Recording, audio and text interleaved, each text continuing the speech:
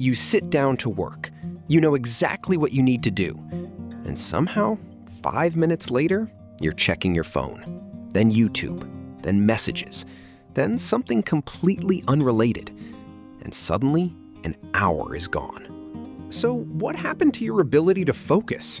Here's the uncomfortable answer. Your brain may have been trained to avoid anything that isn't immediately stimulating. Every notification, short video, new post, and quick reward teaches your brain to expect novelty.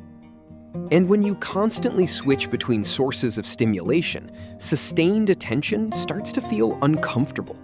That's why reading a book can feel harder than scrolling. The book asks your brain to stay with one thing. Scrolling constantly gives it something new. And your brain learns to prefer the second option. But here's where it gets interesting. The problem isn't necessarily that you have too little attention. You may simply have trained your attention to constantly move. Think of focus like a muscle. If you spend hours switching between apps, messages, videos, and tabs, you're practicing distraction. Then you sit down to do deep work and expect your brain to suddenly become focused. It doesn't work that way. And this is why forcing yourself to just concentrate often fails. You're trying to solve a trained behavior with willpower.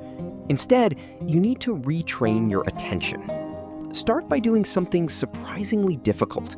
Let yourself be bored. Take a walk without your phone. Eat without watching something. Read for 10 minutes without switching tasks. Work on one thing without checking another tab. At first, your brain will resist. That's normal. It has become accustomed to constant novelty. But every time you stay with something slightly uncomfortable instead of escaping to stimulation, you're practicing focus again. Your attention isn't necessarily broken. It may simply be overtrained in the wrong direction. And once you understand that, you stop asking, "Why can't I focus anymore?" and start asking the better question. What have I been training my brain to pay attention to?